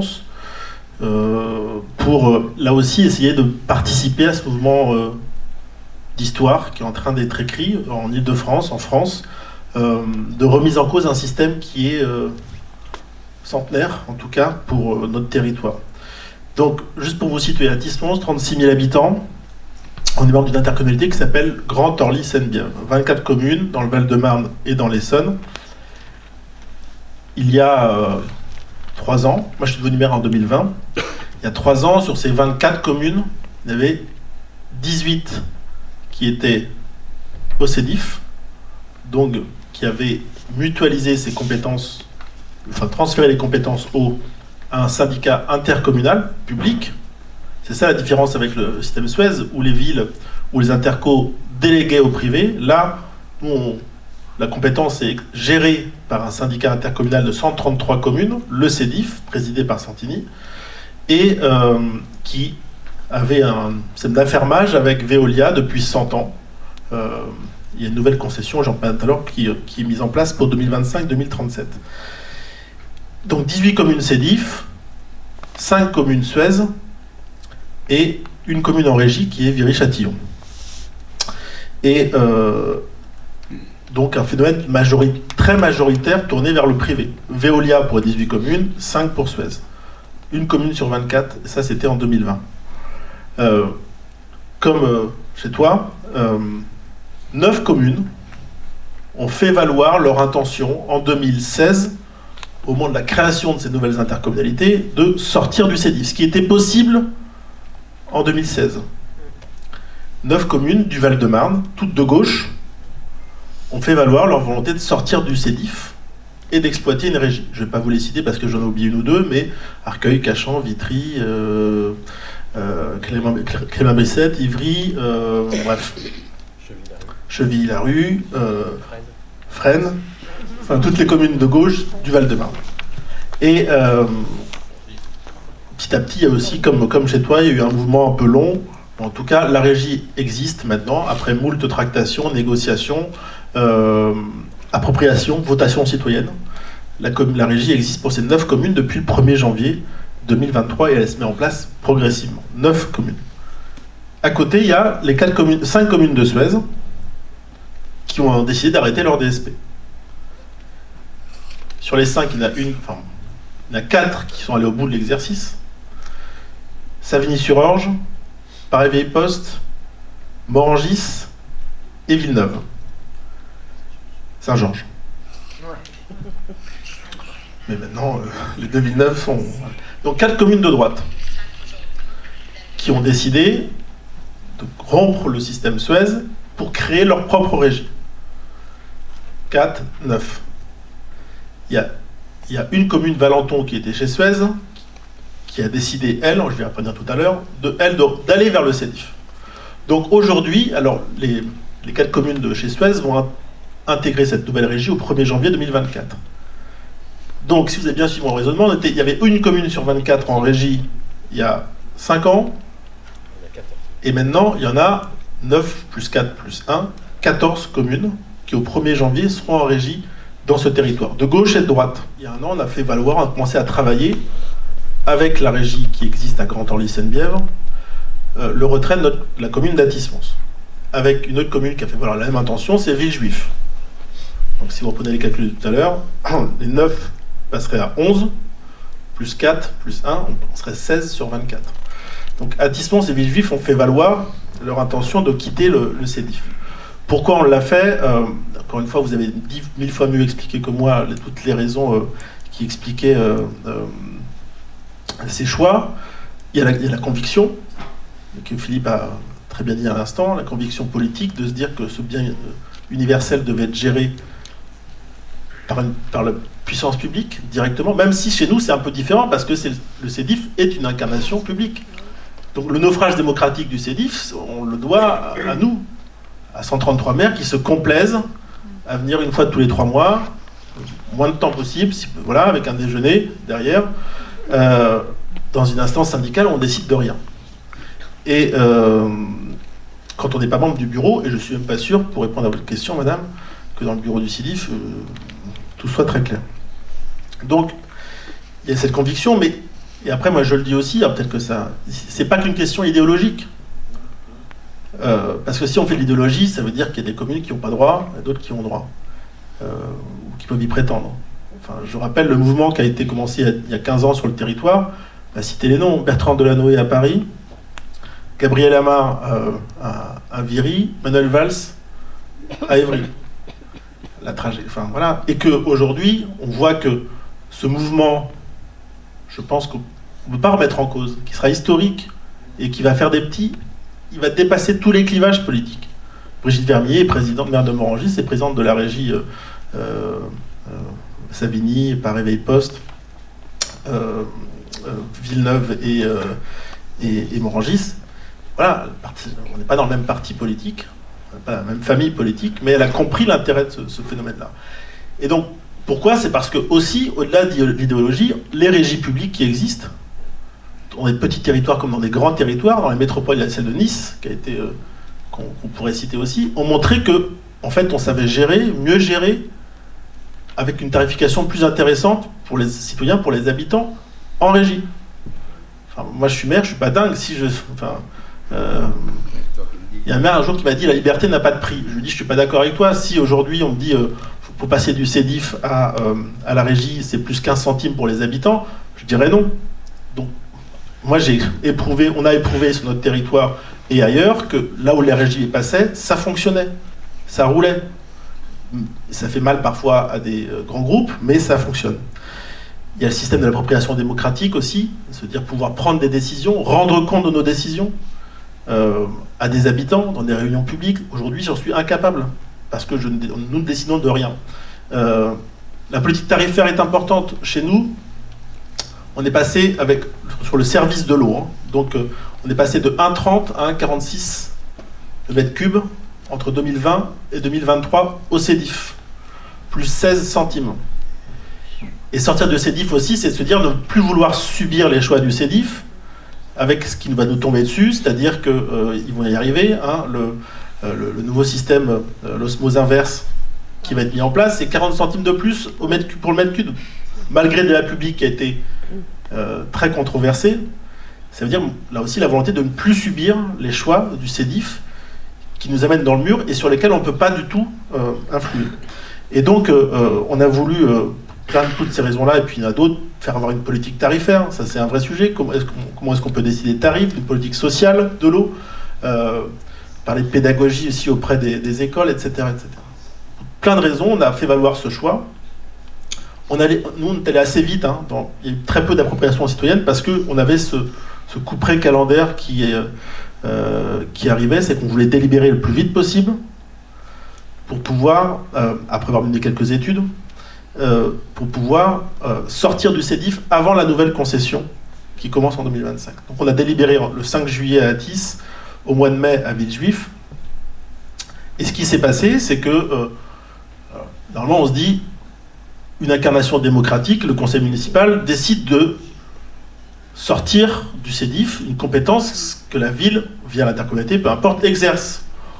Quand on est dans un monde normal, on se dit ceux qui ont la compétence ont le droit de choisir qui va piloter, qui va organiser, qui va gérer cette compétence. Eh bien non. Parce qu'en fait, la réalité, c'est que si le CEDIF décide de ne pas donner suite, donner droit à notre sortie, ils y ont le droit. Légalement. C'est-à-dire que on peut mourir enchaîné au CEDIF, quoi, comme disait, pas d'amour, hein, mais on peut mourir enchaîné au CEDIF, c'est-à-dire que le syndicat a le droit de ne pas donner suite à notre demande de sortie. Et si ce qui est jusqu'à présent, on a déballé le 5 juillet, il y avait un conseil syndical en octobre, il nous a écrit, il nous a dit « Ah bah attendez, avant de sortir, j'ai besoin d'une étude d'impact. » Très bien, mais on l'aura faite, sachant que il y avait 9 communes qui étaient sorties avant, donc il y a des coûts de déconnexion, d'investissement, ceci, cela. Donc c'était pas un sujet de la refaire. On l'a fait. On a rendu notre copie fin novembre. Il y a un conseil syndical le jeudi 21 décembre. On leur a écrit en disant voilà l'attitude d'impact. On a une réunion, on devrait avoir une réunion technique avec eux le 20 décembre, la veille du conseil syndical. On leur dit maintenant on vous demande d'inscrire à l'ordre du jour de votre conseil syndical la sortie de Athis, Mons et Villejuif. Et deux choses, ils ne nous ont pas donné suite. Ce matin, aujourd'hui, on a reçu l'ordre du jour du conseil syndical. Il n'y a pas la sortie dans ce conseil syndical. En revanche, il y a une commune, je ne sais pas si vous avez suivi mon raisonnement, qui s'appelle Valenton, dans le Val-de-Marne, qui, elle, était chez Suez et veut basculer chez le CEDIF. Vous allez me dire, c'est son choix. Démocratiquement, le conseil municipal a délibéré. Là, par contre, le CEDIF l'accepte. De revenir au bercail, mais pas que sans étude d'impact. Sans rien du tout, c'est gratuit. Et donc, voilà, on en est aujourd'hui. On a découvert l'ordre du jour tout à l'heure. Donc, à ce jour, je ne sais pas si une expression démocratique de la ville d'Athis-Mons, par certes que son conseil municipal, pas encore de votation, ceci, cela, va permettre de sortir d'un système. Et puis un peu, à la limite, même si c'était le mauvais choix, c'est une expression démocratique qui a été formulée. Et donc, là aussi, il y a c'est un peu fort de café qu'on puisse nous refuser que la compétence que nous exerçons, on ne puisse pas l'exercer comme on le souhaite. Donc, voilà un peu où nous en sommes. Je ne vais pas être beaucoup plus long, je ne sais pas si j'ai bien répondu à votre question, mais c'était un peu long comme réponse, mais voilà où nous en sommes. Et certainement, voilà, en bas d'expérience citoyenne, c'est que oui, si les choses s'enlisent, continuent de s'enliser, certainement que là aussi, la bataille ne devra pas être que politique, à coup d'avocat ou de bureau d'experts, ceci, cela. Elle devrait être aussi citoyenne parce que demain, si on nous refuse cela, ça veut dire qu'on est parti pour 12 ans. Voilà. À l'échelle mondiale, l'eau, c'est comme l'air. Le système capitaliste cherche en permanence ce qu'il va pouvoir taxer, ce qu'il va pouvoir prélever sur la vie des gens. L'eau fait partie de cela. Et la grande découverte que nous avons faite avec Michel Bisson, Philippe, mais avec Jean-Jacques un peu avant parce qu'il était directeur de cabinet, c'est d'avoir mis des chiffres. Parce que quand on met des chiffres, ça change beaucoup de choses. En venant en voiture, comme ça, je réfléchissais. C'est formidable, il y a la directrice de la régie qui est là. Ils ont réussi à nous faire installer des compteurs électroniques qui prélèvent à l'heure près les mètres cubes que l'on consomme. Ces mètres cubes que l'on consomme, ils vont sur des prélèvements automatiques sur mon compte. Okay, et dans mon compte, ils partent directement à la bourse. La vitesse de l'argent, plus vite que l'eau. Et nous, eh bien nous, on donne des marchés, on donne des concessions, on essaie de pousser une régie. Mais combien il y a d'argent en jeu? Dans les négociations que m'a demandé de conduire Michel Bisson, je pose la question à M. Caro, le directeur général de ESP, qui produit notre eau. Suez. Oui, ESP, oui, mais pour le commun des mortels, on va dire Suez. Suez, d'accord, oui. C'est la filiale. Je lui dis, monsieur, combien vous gagnez? Il me dit, mais monsieur Bortoli, vous rigolez, vous ne demandez pas au boulanger combien il gagne. Alors je dis tout simplement à monsieur Caron, l'eau est un service public. L'eau est un bien commun. À la différence du pain. Elle ne vous appartient pas. Seulement voilà, la grande force de Suez, comme de Veolia, c'est pour Veolia d'avoir mis la main sur le CEDIF, et pour Suez d'avoir mis la main sur la Seine-et-Marne et le Val-de-Marne, au moment de la création des villes nouvelles. Ils se sont appropriés les moyens de production. Parce qu'ils ont mis l'argent sur la table. L'État a accepté comme pour les autoroutes. Alors moi, vous savez, je suis un garçon, je suis ouvrier montant en chauffage, j'avais l'habitude de calculer ma petite paye, donc moi, j'ai fait un petit compte. Grande dame de Michel qui nous propose parfois d'être gentil avec Suez, parce que c'est difficile avec ces gens-là, il faut le savoir.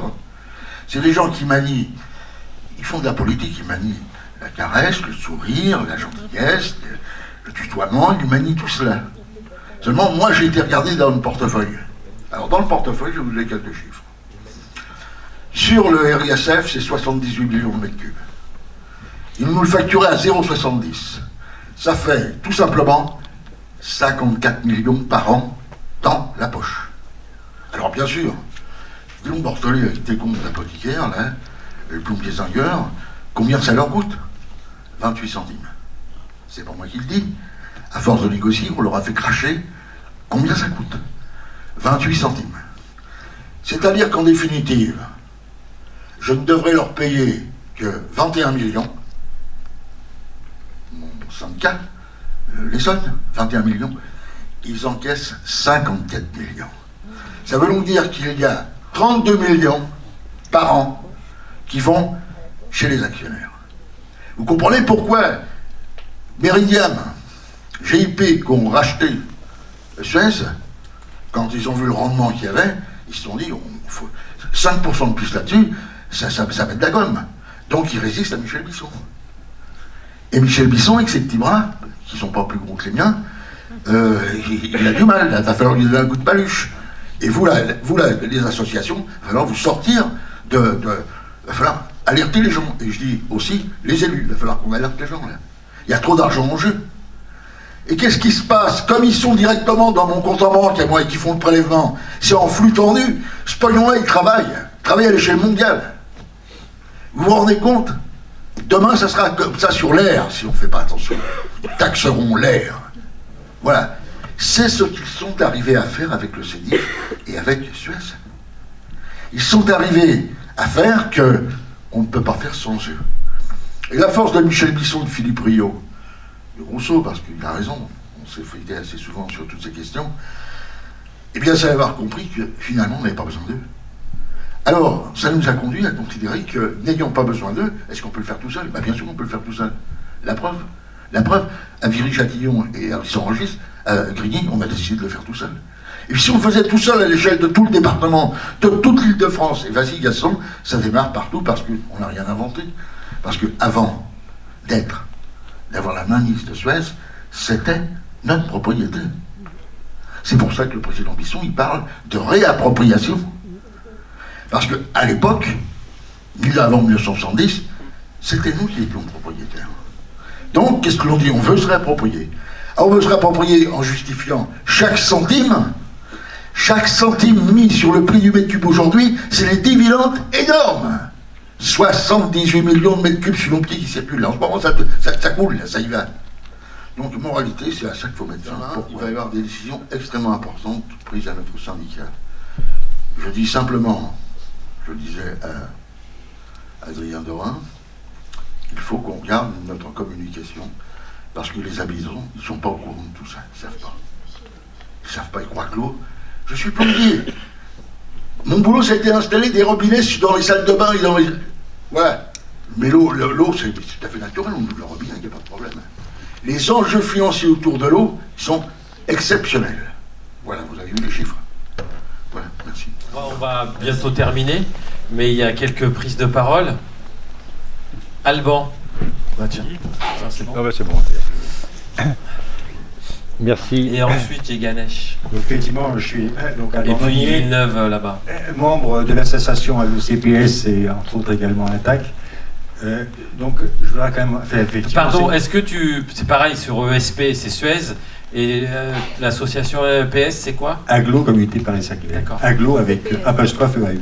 Oui, mais c'était pour tout le monde, moi je sais, hein, mais... non, mais simplement, effectivement, le point essentiel aujourd'hui, on l'a compris, c'est quand même les usines de production, sachant qu'effectivement, une régie publique qui n'a que la distribution, il lui manque quelque chose quand même. Et puis l'assainissement, mais il lui manque quand même de produire l'eau, et on le voit en fait, après, donc, les problèmes que ça pose. Alors, quand même, j'ai compris qu'en fait, Suez s'était réapproprié donc ces usines de production, je ne sais pas exactement quelle année. Pardon ? 1970. D'accord. Est-ce que les réseaux font partie également de Suez? J'en suis pas si sûr que ça. Voilà. Donc déjà, première chose. Deuxième chose, c'est qu'en fait, est-ce qu'ils ont vraiment un titre de propriété Voilà. Donc, non, mais très bien, merci pour ces réponses. Moi, voilà, donc, voilà. Oui.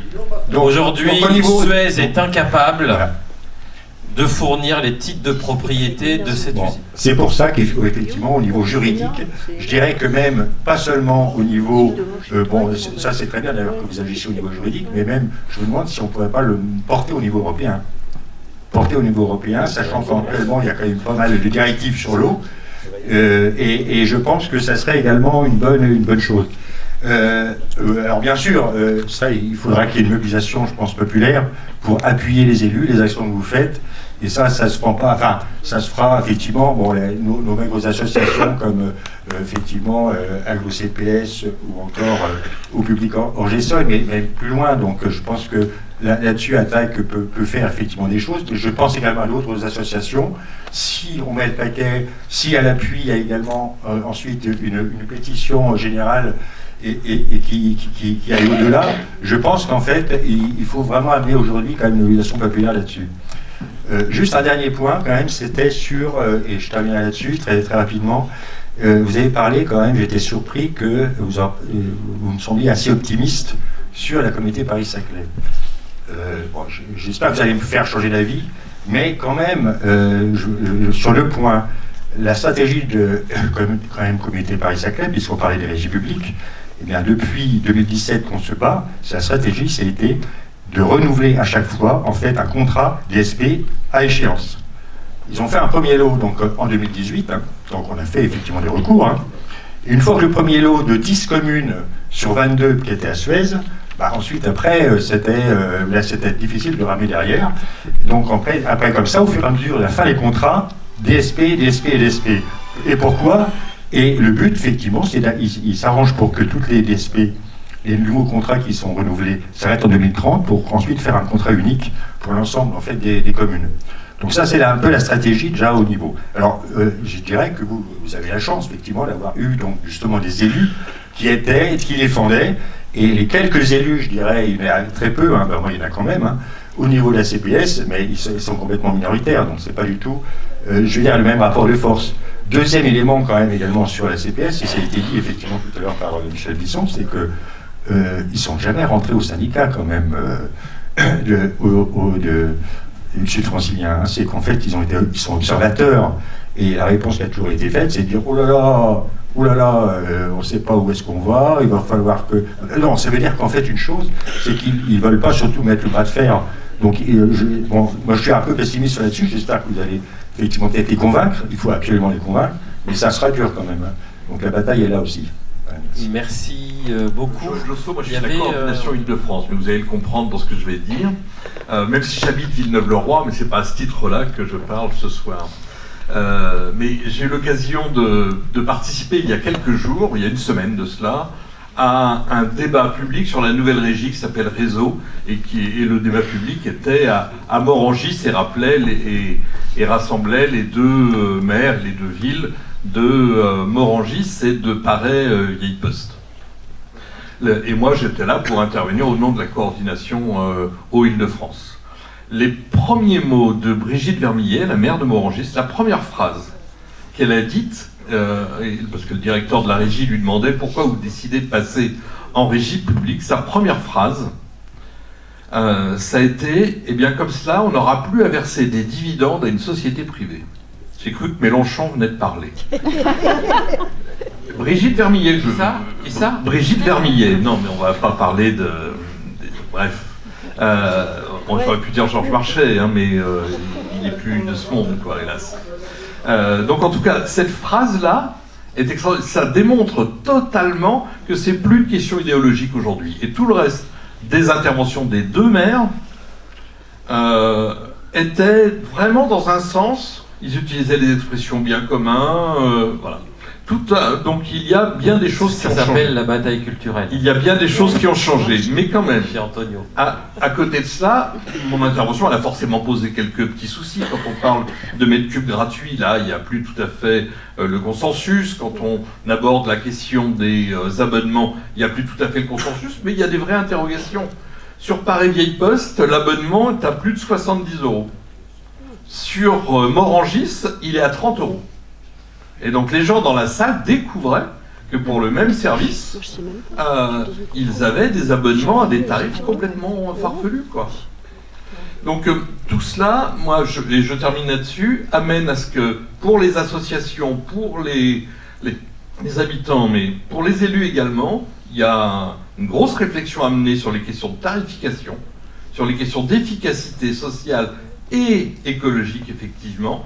Et là, c'est pas si simple que ça. Tu as vu, Alban, il faut continuer à taper sur le clou.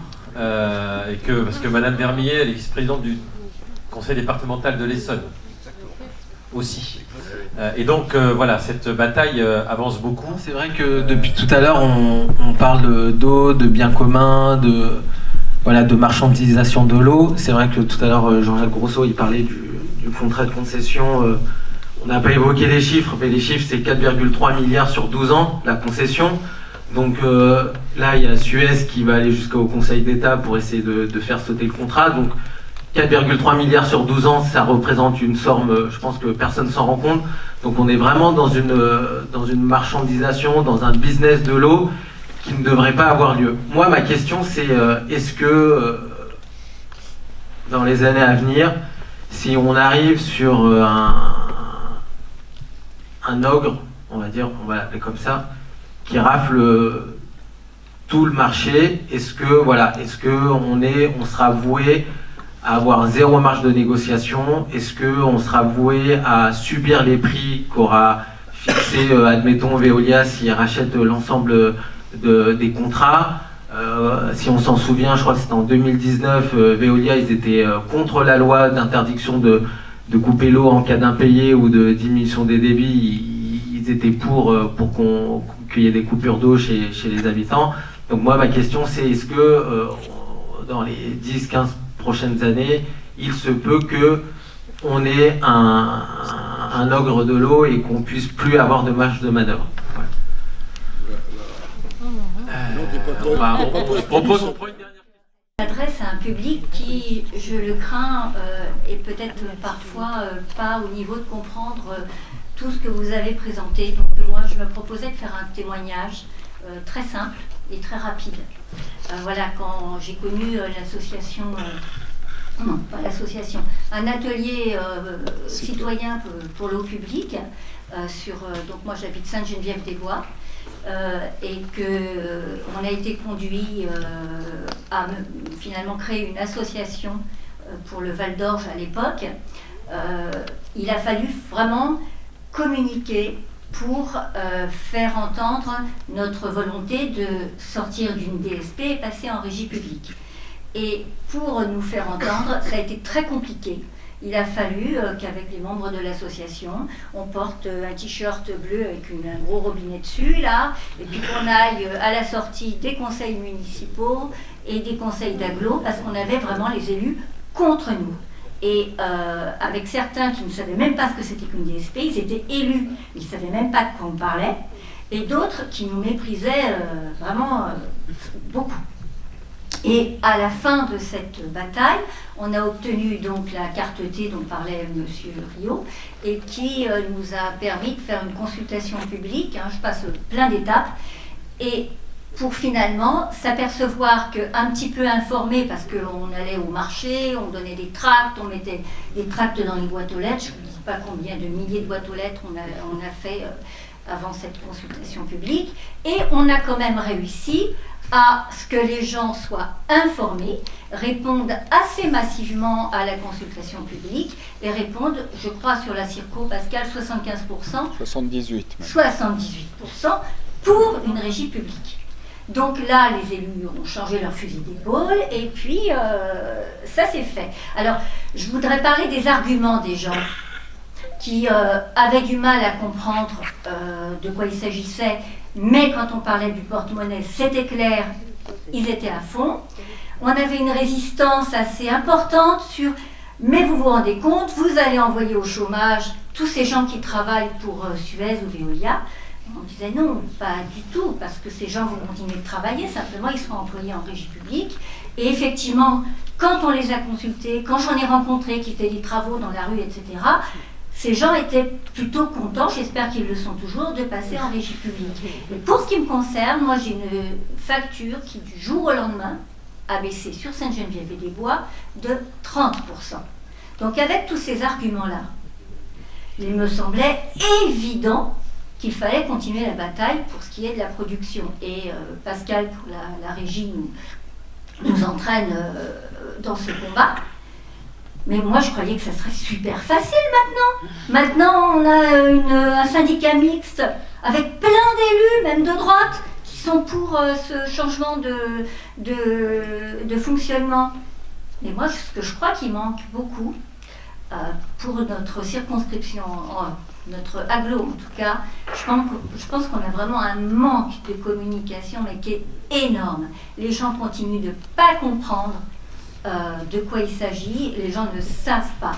Ils reçoivent leur facture, ils la payent, et bien entendu, comme le rappelait Pascal tout à l'heure, quand il s'agit c'est Monsieur Rio peut-être, quand il s'agit des collectivités, ils payent leur facture parce que c'est noyé justement au milieu des charges, et ils ne savent pas qu'en fait, ils payent beaucoup moins cher l'eau qu'autrefois. Sauf que maintenant, bien sûr, les Suez Veolia veulent se rattraper en nous faisant payer hyper cher à la production.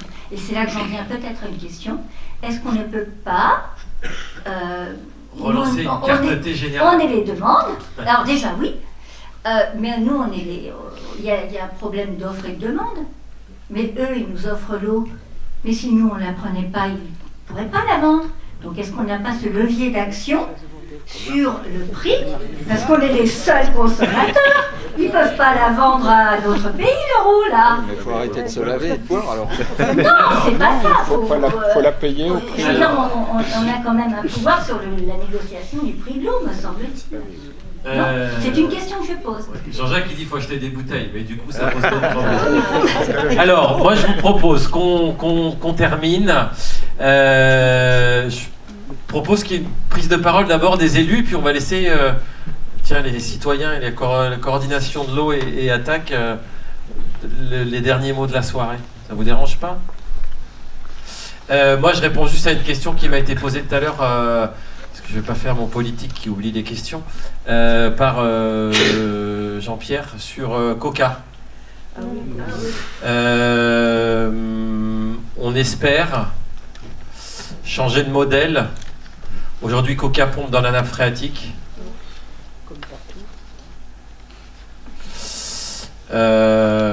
Et on espère qu'au premier trimestre 2024, on puisse changer de système de manière progressive. Mais c'est l'objectif que l'on a. Donc on a une rencontre avant Noël. On espère que le Père Noël sera sympa. Mais on y va pour négocier sur le prix. Techniquement, on est prêt à faire. Les travaux, c'est pas très compliqué. Mais donc voilà, je regarde les techniciens qui ont pour mission de finaliser les choses là avec Jackie et moi pour le premier trimestre, et donc basculer dans un système plus sobre, puisqu'on appelle à la sobriété. Voilà, j'ai répondu à ma question. Michel, il y avait plein de questions. La carte T, la votation citoyenne demain. Je ne sais pas si je vais tout y prendre. Je prends Saclay, voilà, parce que l'objectif de l'agglo de Saclay était de rentrer dès que la négociation était aboutie. Bon, vu que là, évidemment, elle tarde et que les démarches engagées risquent évidemment de la décaler d'autant. Voilà, il y a une question qui se pose. Bon, on les sent de bonne volonté, mais évidemment, ils n'y sont pas. Hein, donc, les pressions sont utiles. Je réponds peut-être plutôt à la question, est-ce que la mobilisation citoyenne, ce qui a été dit, est nécessaire? Oui, elle va l'être. Il faut qu'on fasse les choses par étapes. Est-ce qu'une meilleure communication est évidemment la condition, le levier principal d'une mobilisation citoyenne? Oui, madame, vous avez tout à fait raison. Il faut qu'on s'y engage. 3 questions posées sur les leviers juridiques accompagnant les leviers politiques que l'on vient d'évoquer, que l'on peut utiliser. Ils ont été cités.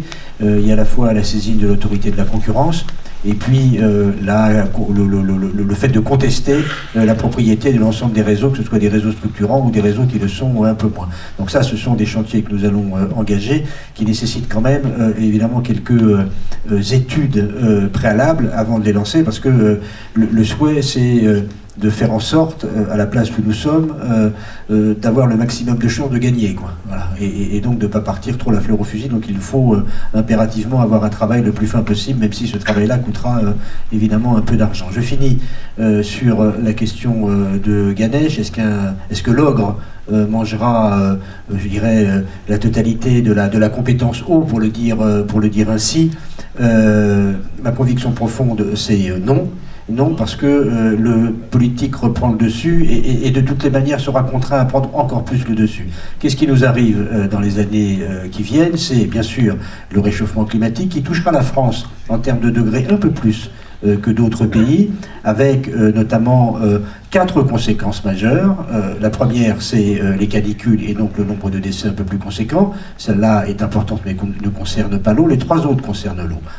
2, les inondations. 3, la raréfaction de l'eau, alors plutôt dans le sud de la France, mais enfin quand même. Et 3, l'impact de l'eau sur les cultures, donc l'agriculture, donc l'alimentation. Et là, pour le coup, ça touche évidemment tous les territoires. Ce qui veut dire que pour traiter ça, nous aurons des questions à poser, non pas de lutte contre le réchauffement climatique, mais d'adaptation au réchauffement climatique. Des questions qui seront des questions d'arbitrage. Il n'y a pas assez d'eau, qu'est-ce qu'on fait? Qu'est-ce qu'on privilégie? Voilà. Et là, le travail que nous devons faire collectivement, c'est modifier l'imaginaire que nous avons aujourd'hui sur l'eau. L'eau aujourd'hui, c'est l'eau contrôle, l'eau gestion, l'eau qui coule. Voilà. Bon. Eh bien ça, il nous faut le transformer, et il nous faut avoir en tête ce que vous avez dit d'une certaine manière les uns et les autres, peut-être transformer cette eau-là en 3 eaux. Il y a l'eau de vie, il y a l'eau citoyenne, et puis, il y a l'eau ressource. L'eau de vie, c'est celle qu'on boit. Celle-là, elle est incontournable. Avec modération. Avec modération. Voilà, en bouteille. Ensuite, il y a l'eau citoyenne. L'eau citoyenne, c'est celle dont on a besoin pour faire fonctionner un équipement comme celui-là, ou pour faire fonctionner des industries dont on a besoin, qui sont des industries vitales. Et puis, il y a l'eau ressource, qui est plutôt l'eau confort. Voilà, bah ça, je pense qu'il nous faut travailler collectivement sur ces répartitions-là pour être en capacité de relever c'est cet enjeu du réchauffement climatique qui va quand même, dans les années qui viennent et assez rapidement, nous rattraper. Voilà. Et ça, il n'y a que le politique qui peut le faire. Et la société civile. Merci. Jean-Jacques. Moi, je vais être très court pour répondre un peu à votre question, madame. Moi, j'ai le sentiment que, même si vous voyez le verre, excusez-moi le jeu de mots, mais à moitié vide, moi, je le vois à moitié plein. Le mouvement qui est en train de s'organiser depuis des années, je pense qu'il est irréversible. Et que le fait qu'il dépasse aussi les clivages politiques, les territoires, qu'il embrasse largement, fait qu'on va grignoter petit à petit. Territoire, commune. La bonne échelle, vous avez raison, c'est le territoire, l'intercommunalité. À l'échelle d'une commune, on n'est pas efficace parce qu'on sera considéré comme un opposant historique à ceci ou à cela. Et voilà. La bonne échelle, c'est le territoire pour organiser des mobilisations citoyennes. Dans 3 ans, il y a des élections municipales, un peu moins de 3 ans même. C'est le moment de porter le débat, pas en mode de radicalité, pour dire voilà, c'est quoi votre position à vous, maire, sur ce qui se passe, ou candidat à la mairie, sur ce qui se passe ici ou là, et voilà. Donc, mais la mobilisation citoyenne à l'échelle d'un territoire, elle est fondamentale. Et puis l'autre raison pour laquelle c'est irréversible, c'est qu'on va manquer d'eau. Et qu'à un moment donné, il va falloir vraiment qu'il y ait un curseur public dans l'organisation, la gestion, la diffusion de l'eau qui se pose. Et donc, on n'y est pas encore, bientôt peut-être, et certainement même, et qu'on aura besoin de puissance publique pour gérer ce système-là. Et voilà, je voulais dire 2 choses supplémentaires. Quand je parlais aussi de grignotage, voilà, une commune comme Juvisy, je voyais des Juvisiens ce soir. Juvisy, demain, si l'atissement sort du CEDIF, Juvisy sera coincé entre 3 régies. Donc, parce qu'il y a la connexion des réseaux qui est importante, hein, et il y a la régie de Viry, la régie de Savigny-Morangis, et la régie d'Athis-Mons. Enfin, Athis-Mons avec les autres communes de Grand Orly et Seine-Bièvre. Que fait Juvisy demain? C'est une question qui se pose, engoncée entre 3 régies, avec des couleurs politiques différentes pour les 3. Et la dernière chose que je voulais dire, mais j'étais en retard, excusez-moi, j'étais en réunion publique sur un autre projet qui est le tramway à Athis-Mons, donc j'ai peut-être raté le début, ça a été dit en début de séance. Je voudrais juste avoir une pensée ce soir pour un militant d'Attaque qui nous a quittés, ses obsèques aujourd'hui, c'est Jean Lemaire, voilà, c'est tout. Oui, quelques mots. D'abord, oui, sur l'histoire, moi aussi, sur l'histoire de l'Ogre. Il faut bien voir une chose sur l'évolution. D'abord, un constat, en termes de nombre de services publics, que ce soit d'eau ou d'assainissement, le public a toujours été très majoritaire en France. C'est-à-dire, en grosso modo, il y avait 2 tiers, il y a quelques années, 2 tiers de services publics d'eau exercés en direct par le public, et un peu plus pour l'assainissement, et le reste par le privé. Mais le privé avait les plus gros. Et ce qui fait qu'en nombre d'usagers, au début des années 2000, grosso modo, il y avait 25% des usagers qui étaient desservis par le public pour l'eau potable, donc 75% pour le privé. Et en fait, ce qui s'est passé dans ces 20 dernières années, c'est qu'on a rétabli l'équilibre, c'est-à-dire qu'aujourd'hui, pratiquement avec tous les retours en gestion publique depuis les dernières élections municipales, on est à 50-50. Vous voyez, c'est quand même un mouvement donc pour les usagers de l'eau. Et pour l'assainissement, c'est au-dessus de 50%. Donc c'est vraiment un mouvement d'ampleur. Et donc là, aujourd'hui, je pense que c'est pas trop l'Ogre qu'il faut craindre. Ce qu'il faut, c'est vraiment organiser, généraliser ce qu'on a commencé à faire en s'appuyant sur sur Haute-Paris. Nous, on s'appuie sur Haute-Paris. L'exemple pour la région parisienne, l'exemple de Haute-Paris, il est formidable. Donc voilà, il faut qu'on arrive tous ensemble à généraliser ça. Dans la dernière période, il y a eu il y a eu quelque chose de très intéressant. C'est que le débat public autour du projet du CEDIF de traitement hyper technologique de l'eau potable. En fait, le débat public, il a fait un quasi-consensus contre ce projet. Et ce qui est remarquable, c'est que ce consensus a été très large, finalement. Les associations, bien sûr, diverses associations, les collectivités, les autorités organisatrices, les opérateurs publics et certains opérateurs privés de l'eau, tout le monde a rejeté ce projet et tout le monde a travaillé ensemble. Et on s'est rapprochés, je pense qu'on s'est rapprochés les uns des autres. On n'avait jamais autant discuté ensemble qu'à cette occasion. Et il y a une idée qui a émergé, qui est, notamment, il y a Jackie Bortoli, il n'y est pas pour rien, c'est que, effectivement, le CEDIF apporte une mauvaise solution, mais il y a quand même une vraie question sur la qualité de l'eau potable en Île-de-France et sur son avenir. Et qu'il faut la prendre en charge tous collectivement. Avec l'État aussi, parce que les pouvoirs publics, ils étaient absents du débat public, ou très peu présents en tout cas. Avec l'État et avec tous les opérateurs, avec les collectivités territoriales, avec les citoyens aussi, et avec leurs associations. Voilà, donc l'idée qui a émergé, c'est un Grenelle, c'est l'exigence qui est que soit organisé un Grenelle de l'eau en Île-de-France, et c'est certainement aussi une des choses fortes qu'on aura à faire dans la prochaine période. Merci. Jean-Pierre, le mot de la fin, tu as eu le mot du début. Mot de la fin, je vous dirais en deux.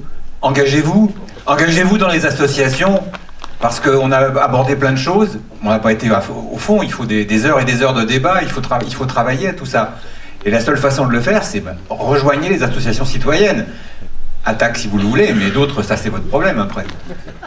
Engagez-vous. Ou la coordination au Île-de-France. Voilà. Par exemple. Tous les deux.